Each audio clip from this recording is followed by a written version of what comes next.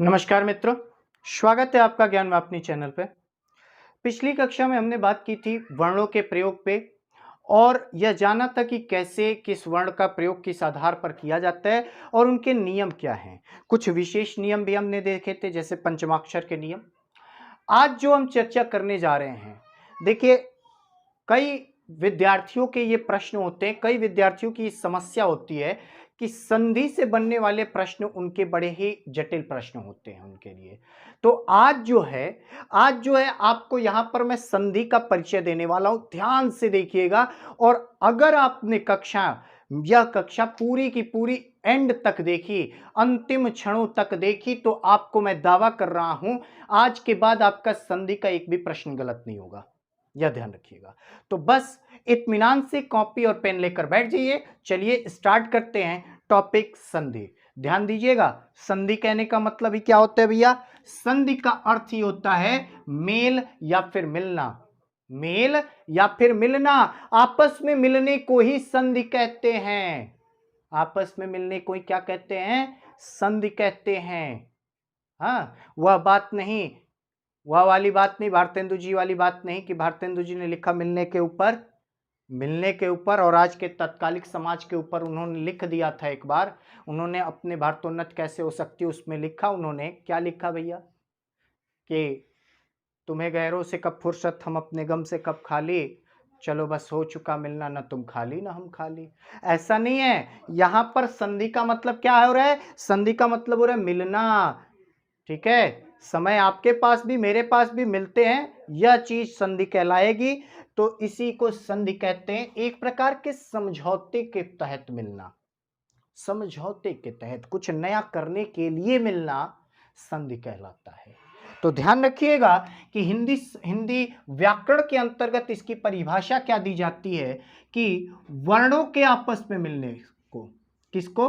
वर्णों के आपस में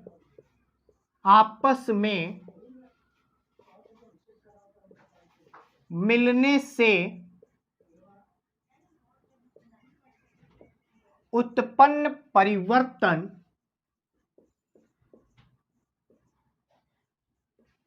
को क्या कहा जाता है? संधि कहा जाता है। क्या कहा जाता है? संधि कहते हैं। ध्यान रखिएगा, किसको संधि कहते हैं भैया? संधि कहते हैं वर्णों के आपस में मिलने से उत्पन्न परिवर्तन को। किसको? परिवर्तन को। ध्यान रखिएगा यह बात, किसे संधि कहा जाता है? वर्ण अगर आपस में मिल रहे हैं और उन वर्णों के मिलने से जो नया एक परिवर्तन आ रहा है कहीं पे, तो उसी परिवर्तन को हम संधि के अंतर्गत रखते हैं। उसी परिवर्तन को किसके अंतर्गत रखते हैं? संधि के अंतर्गत रखते हैं। समझ में आ रही है बात?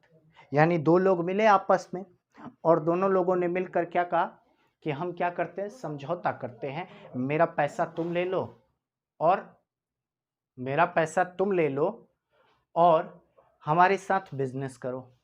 माइंड अपना तुम लगाओ और पैसा तुम लगाओ। दोनों ने मिलकर एक बिजनेस स्टार्ट किया, तो वह जो परिवर्तन आया बिजनेस स्टार्ट करने वाला, उसी को संधि कहा जाएगा। उसी को क्या कहा जाएगा? संधि कहा जाएगा।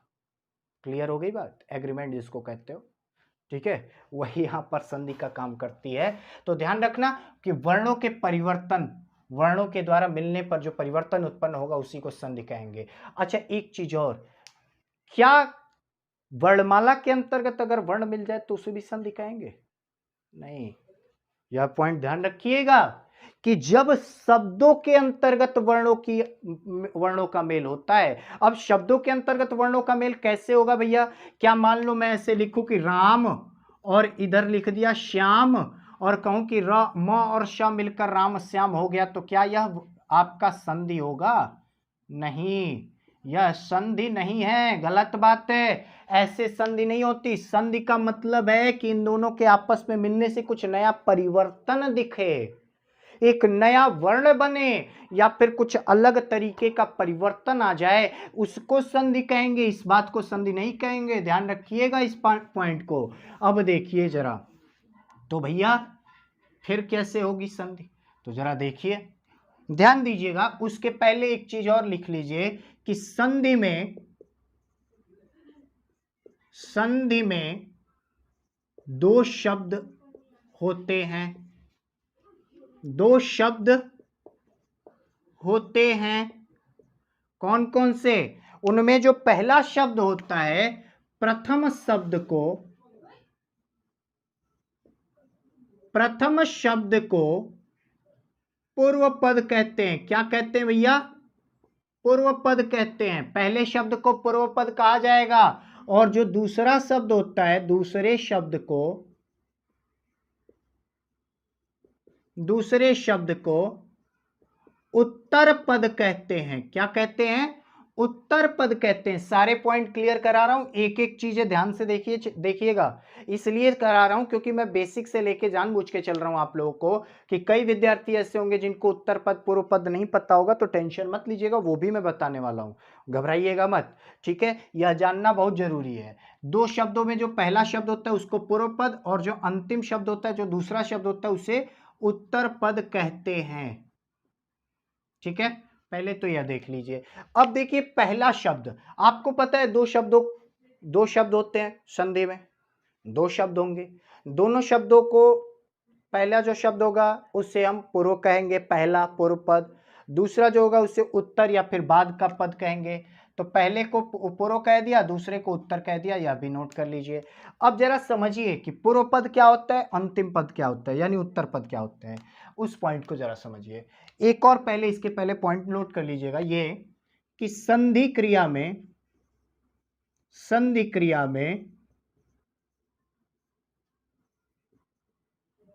क्या होता है? संधि क्रिया में पूर्व पद का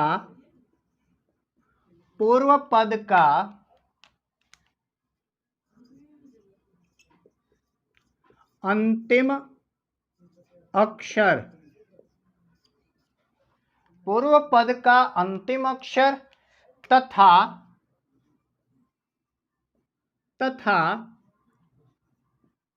उत्तर पद का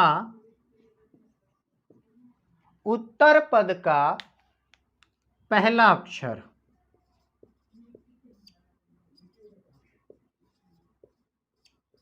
ध्यान दीजिए, पहला अक्षर मिलते हैं।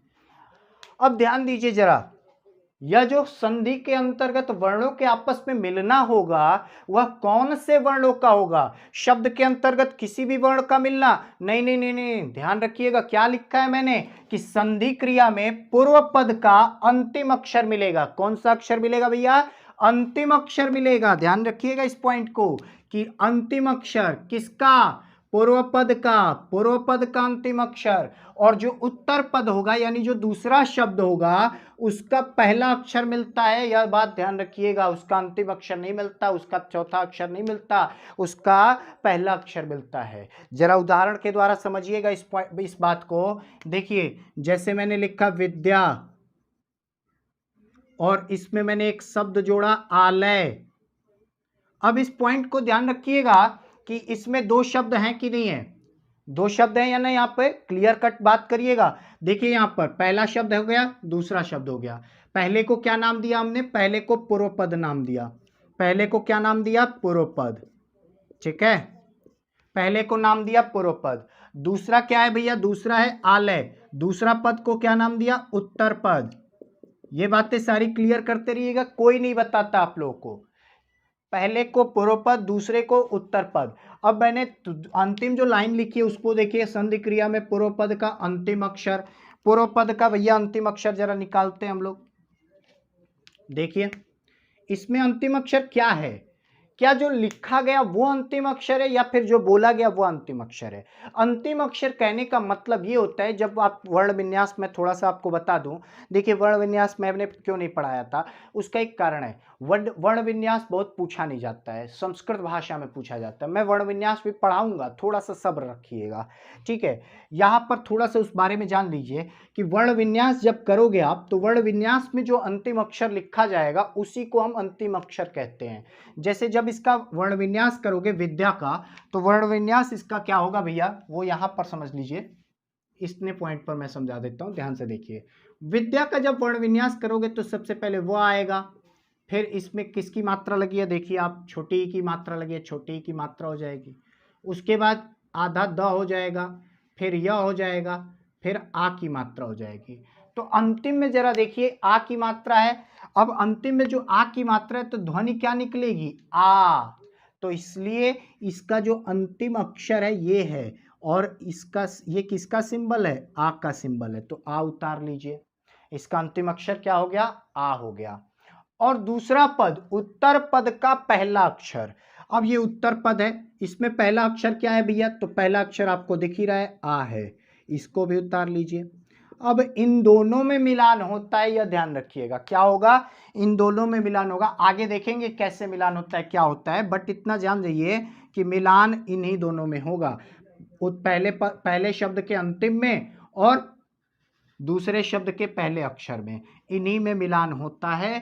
तभी जाकर एक नए कुछ इनमें परिवर्तन हो जाता है। परिवर्तन को ही क्या कहते हैं? परिवर्तन को ही संधि कहा जाता है। तो संधि क्रिया में इतनी पॉइंट ध्यान में क्लियर कर लीजिए। अगर कोई भी डाउट है तो जल्दी पूछिए।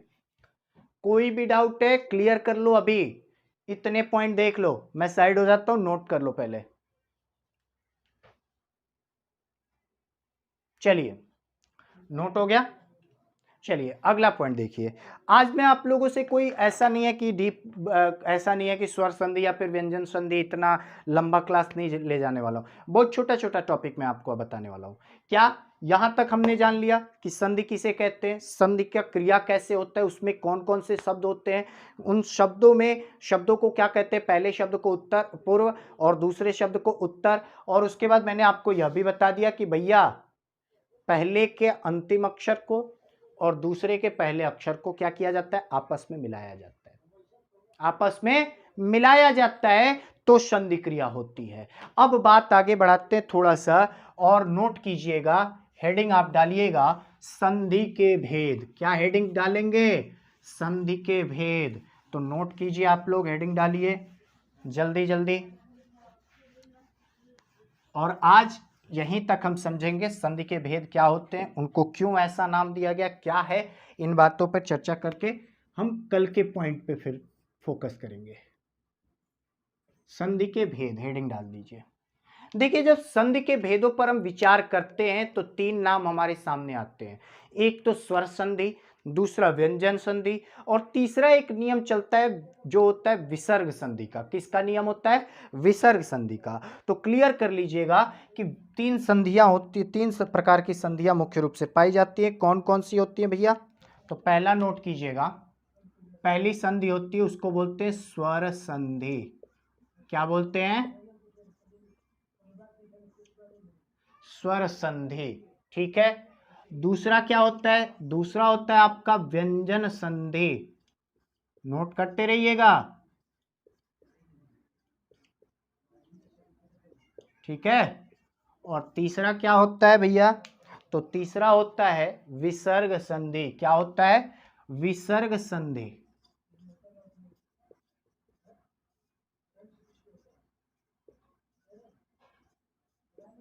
विसर्ग संधि, ठीक है, ध्यान रखिएगा। स्वर संधि, व्यंजन संधि, विसर्ग संधि। ठीक है। आप लोगों को बताऊं एक बात कि अगर देखिए, अगर आपको कोई व्यक्ति बताता है स्वर संधि के भेद, तो व्यंजन संधि के भेद, विसर्ग संधि के भेद डायरेक्ट यहां से लोग पढ़ाने लगते हैं।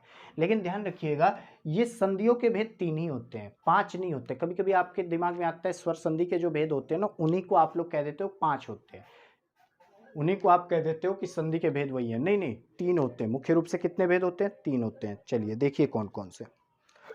तो आपको मैंने बताया यहां पर स्वर संधि होगा। स्वर संधि क्यों नाम दिया गया? देखिए, मैंने कहा वर्णों के मेल को संधि कहते हैं। अब यहां पर स्वर क्या है जरा मुझे यह बताइए। संधि का अर्थ तो आप समझ चुके हो। स्वर क्या है? वर्ण है या फिर नहीं है? स्वर एक प्रकार के वर्ण होते हैं। तो ध्यान रखिएगा, जिस संधि में क्या नियम चले, स्वर प्लस स्वर बराबर स्वर। बड़ा ही सिंपल बता रहा हूं, ध्यान रखना। यानी जिसमें आपके किनका मेल होता है? स्वरों का आपस में मेल होता है। किसका मेल आपस में होता है? दो स्वरों के आपस में मिलने से अगर कोई परिवर्तन होता है तो उस परिवर्तन को हम क्या कहेंगे? स्वर संधि कहेंगे। कौन सी संधि कहेंगे भैया? स्वर संधि कहेंगे, नोट कर लेना कहीं भी, क्योंकि बहुत जरूरी टॉपिक है, बहुत इंपॉर्टेंट पॉइंट है। ध्यान रखना, यहां पर जो नियम मैंने लिखा है उस नियम को जरा ध्यान से देख लो, उस नियम को जरा ध्यान से देख लो, क्योंकि ये पॉइंट अगर समझ गए तो आधा तो तुम संधि समझ जाओगे। देखो क्या क्या लिखा है भैया, मैंने एक जगह पे, तीनों जगह पे स्वर ही लिखा है। स्वर में स्वर मिला तो रिजल्ट क्या बनेगा, हमेशा स्वर ही बनेगा, कोई व्यंजन नहीं बन सकता। पहले ध्यान रखना इस बात को। यानी स्वर संधि में सदैव, स्वर संधि में सदैव स्वरों का आपस में मिलना होता है, और उनके आपस में मिलने से जो परिवर्तन बनता है वो परिवर्तन भी एक प्रकार का स्वर ही आता है। क्लियर हो गई बात, समझ में आ रही है थोड़ा बहुत? जैसे देखो, एक छोटा सा उदाहरण मैं आप लोगों को बता रहा हूं, जो अभी थोड़ी देर पहले ही मैंने किया था, उसी उदाहरण को फिर से देखो। यहां पर मैंने लिखा विद्या और इसमें आलय जोड़ा। अब इसमें पहला मैंने बताया था ना कि पहले शब्द का अंतिम अक्षर, अब इसमें अंतिम अक्षर क्या है, तो आपको बताया था वहां पे आ है। इसका पहला अक्षर क्या है, तो आ है। ये दोनों आपस में मिले, आ क्या है भैया, स्वर है कि व्यंजन है? तो ध्यान रखना, आ एक प्रकार के, यह भी स्वर है, यह भी स्वर है, तो रिजल्ट क्या आएगा, हमेशा एक स्वर ही रिजल्ट आएगा। जैसा कि जब आप इसको जोड़ोगे तो क्या बनता है, विद्यालय बनता है, विद्यालय। अब देखो यहां पर ये क्या रिजल्ट बन के आया, आ बन के आया, तो यह आ भी जो बन के आया यह भी एक प्रकार का क्या है, स्वर है। यहां पर कोई अलग से व्यंजन तो नहीं आ गया ना, कोई व्यंजन नहीं आया है ना। तो ध्यान रखना, इसी बात को मुझे समझाना था कि स्वर संधि में सदैव क्या बनता है, रिजल्ट हमेशा स्वर ही होता है। यह पॉइंट ध्यान रखिएगा, यह बात ध्यान रखिएगा। हाँ, अभी कुछ लोगों के दिमाग में चल रहा होगा, नहीं सर वहां पे यह भी बनता है, वह भी बनता है, वहां पे तो आपका यह और वह बनता है ना। तो आप कहोगे सर ये सब बनता है, फिर आप कैसे कह सकते हो, कैसे कह सकते हो कि सर आप स्वर संधि में स्वर ही रिजल्ट में आता है, क्योंकि यह और वह तो स्वर नहीं है। तो जरा व्यंजन के भेदों को याद कीजिए। उस समय मैंने आपको अर्धस्वर नामक एक भेद पढ़ाया था, और उसमें मैंने आपको बताया था कि जो य और वह हैं वो अर्धस्वर होते हैं, इसीलिए स्वर संधि के अंतर्गत प्रयोग किए जाते हैं। यह बात मैंने पहले ही बता दी थी। आगे हम चर्चा करेंगे इन सब चीजों पर, जब हम स्वर संधि के भेद पढ़ेंगे तो उस पर डिटेल में चर्चा करेंगे। यह बात ध्यान रखिएगा आप लोग, ठीक है? तो पहला पॉइंट समझ में आ गया कि स्वर संधि क्या होता है, उसमें स्वरों का आपस में मेल होता है, स्वर स्वर बराबर स्वर रिजल्ट भी आता है, परिणाम भी क्या आता है, एक स्वर ही आता है। अगला देखिए जरा, अगला पॉइंट ध्यान से देखिएगा कि व्यंजन संधि क्या होता है। क्या ऐसा ही होगा कि व्यंजन का व्यंजन से मिलना? नहीं, ऐसा कुछ नहीं है। कोई व्यंजन जब किसी स्वर या फिर किसी व्यंजन में मिलता है तो उसे हम व्यंजन संधि कहते हैं। यानी इस पहले नंबर पे क्या होगा भैया, पहले नंबर पे तो व्यंजन ही होगा, यह क्लियर कट बात लिख लीजिएगा, यहां पर स्वर नहीं आएगा। और जो दूसरा होगा यहां पर या तो एक स्वर होगा या तो व्यंजन होगा, दोनों में से कोई हो सकता है, यह बात डिसाइड कर लेना। और इसका उत्तर क्या आएगा, हमेशा एक व्यंजन ही आएगा, कभी भी स्वर नहीं आता। यह बात ध्यान रखिएगा कि व्यंजन संधि में कभी भी स्वर नहीं आता। जो उसका परिणाम होगा, जो व्यंजन संधि का परिणाम आता है, व्यंजन संधि में हमेशा परिणाम व्यंजन आता है, स्वर संधि में हमेशा परिणाम स्वर आता है। अच्छा, एक चीज यहां पर मैंने लिखा है, ये जो इसको समझ रहे हो आप लोग, यानी कहने का अर्थ ये है कि जो आपका पूर्व पद होता है ना, जो पूर्व पद होता है उसका जो अंतिम अक्षर होगा वो हमेशा क्या होगा, व्यंजन ही होगा, स्वर नहीं होना चाहिए। अगर वह स्वर हो जाएगा तो फिर वो बदल जाएगा, ध्यान रखना इस बात को। तो देखो यहां पे जरा एक चीज कि मैं अगर यहां पर लिखता हूं, आपका एक चीज कि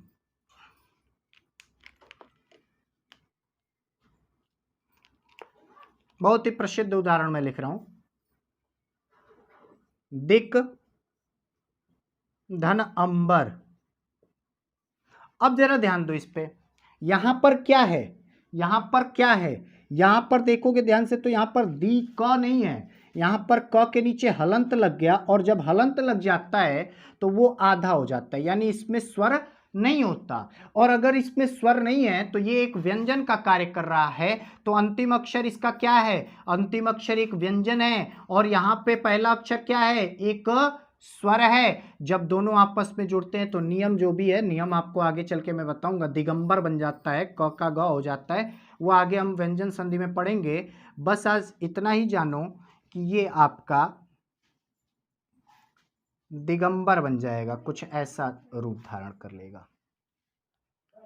तो ये व्यंजन संधि हुआ, ग बना। ग क्या है? क का ग बन गया तो ग व्यंजन है कि स्वर है? तो ध्यान रखना, यहां पर जब एक व्यंजन एक स्वर से मिला तो क्या बन गया? व्यंजन संधि के अंतर्गत व्यंजन ही बनेगा। यह डिसाइड कर लेना, यह प्रूफ देके मैं बता रहा हूं आपको। और ध्यान रखना, ये भी पॉइंट ध्यान रखना, ये सारे पॉइंट कि व्यंजन संधि का रिजल्ट हमेशा व्यंजन होता है, स्वर संधि का रिजल्ट हमेशा स्वर होता है। आपसे पूछा जाता है कई बार, मान लो आपसे प्रश्न दे दिया कि दिगंबर में कौन सी संधि है, तो आप वहां पे परेशानी में पड़ जाते हो, उसका खंड करने लगते हो। कुछ नहीं करना है, बस इसको देखो ध्यान से। आप देखो कि मिलने पर क्या बना है? व्यंजन बना है, सीधी सी बात है, व्यंजन संधि होगा, व्यंजन संधि होगा। क्लियर हो गई बात? आगे चलो, आगे देखते हैं अगला पॉइंट, जो अंतिम पॉइंट है इसका। आज का हमारा अंतिम विषय जो है उसको ध्यान से देखना। अच्छा हाँ, मैं जानबूझ के एक ही दिन में सारा नहीं समाप्त कर रहा, चाहता तो मैं 2 पार्ट में इसको समाप्त कर सकता था, सारी संधि समाप्त हो जाती, इस लेकिन मैं धीरे धीरे चल रहा हूं, कुछ सोच समझ के, ताकि आपको डीप नॉलेज हो जाए।